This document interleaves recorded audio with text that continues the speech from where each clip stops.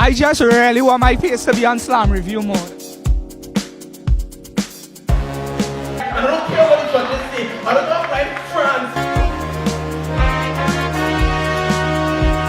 Show your bias inside of the slam review. The kind of back that could block a man's sins when he stands straight. Welcome to another episode of Slam Review. The finalists announced for the First Citizens National Poetry Slam, and since then it's only Rabs. So I had to bring in David Leonard, a pastor, and I had to bring in a pastor to plead the blood on some of the people inside the Slam Review to find out what is really going on. But before we go into a little bit of analysis of the finalists in the First Citizens National Poetry Slam, let me take a look at the video to see who was really the people who get through.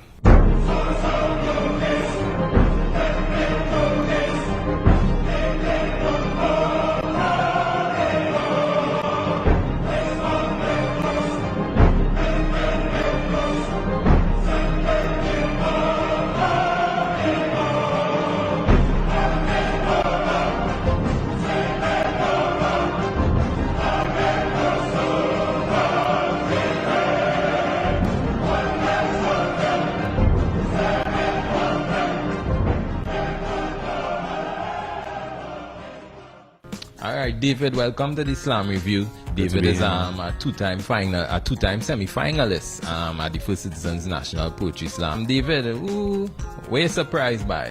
I was surprised to see some who were in the finals and some who were omitted from the finals. People like Seth Sylvester, people like Michael Logie. Not taking anything away from Shanique, she's a good poet, but there was a lot to be desired from her semi-finals piece. Right, you hear that, Shanique? You're boss, you're going to need your boss in the semi-final and you get through. But that's the way the things go sometimes, and sometimes you never know what the judges and them really thinking and that kind of thing, you know. But I was surprised by Shanique getting through as well. I was glad that she get through because I'm a girl at the end of the day. I had to show you bias on the Slam Review, so I'm glad Shanique get through so everybody else got gone from here. What do you think about the 3-minute time limit? From what I've heard, it's very constricting on certain styles.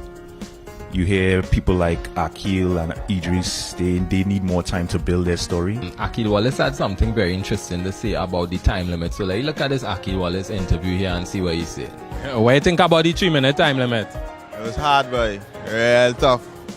And that was my biggest challenge. That's the reason why I wasn't able to finish my piece, you know, to my satisfaction. Because the 3 minutes was just difficult when you're accustomed writing 5, 6, 7, 8-minute pieces. So what do you think the organizers at the National Poetry Slam should do? Raise it to 4. Raise it to 4 at least. Yeah, at least give us a 30 seconds grace period. So you see Akil Wallace of course complain about the time limit. But that is Akil's problem. Akil is your problem, and you just had to sort that out when the competition come. I think that is something that poets just had to understand. They just had to sort it out in the context of the competition. You know, Figure it out. I want to ask you a little bit about your favorites to the competition. By watching your t-shirt, your Michael Logie t-shirt, Logie ain't get through. So you get through, but that's alright. Out of the list of finalists here, we have 15 names, and of course Cameron, the champion from last year. Who are you supporting? Supporting Kyle Hernandez. Show your bias. Anybody else? Marcus Millett, of course. USC Speak represent. Yeah, with USC Speak, big up on Big yourself. up yourself. Deja's a strong young poet. And if you had to pick one newbie who might just cause an upset, who do you think he'll be? That would be, I would go with Marcus Abraham. For me, I back in Shanique. You know, I back in Shanique, I She back seems in to have Deja. a blessing on her. You know, I back in them, right? But me really want them to win. Because I find, I'm going to tell you something. I find when a youth win, you feel he make it and you have nothing else to accomplish in this life. Like, you know what I mean? Sit on their laurels. You know, so the people I really want to win, I want Idris or Akil to win. You know? Okay, You know, okay. Kyle ain't so much of a youth, but all them youths, them had to take that time, I find. Okay. You know, Cameron win, and Cameron, I don't know what she feel it is. She gone away and live now and all kind of thing when she 50,000. Cameron, will you really feel it is? You have 1 bag of licks together when you come back here in April. 1 bag of licks. Now we go inside the big up segment.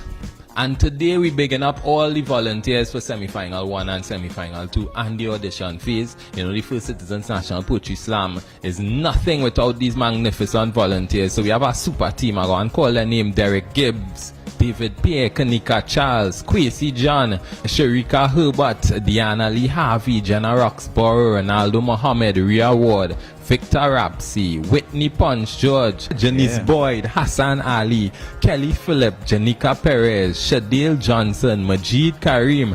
Majid couldn't make the Majid couldn't make the semi-finals. He He just far said, back as boy, the auditions. let me volunteer, yes, and Krista Crook. So all you big up all yourself. So we going into the trivia, and the trivia for the last episode, David. People had to see like Alyssa finalists. I see you jump out with Alyssa and you lost. And I lost, You yeah. lost, yeah. But Naya Scott, congratulations. Naya Scott picked the list 100%. And we giving away another ticket for the finals. All you have to do, answer the simple question.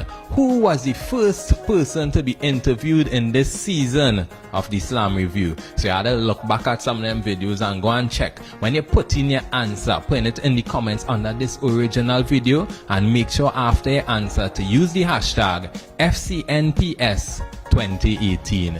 So there we go.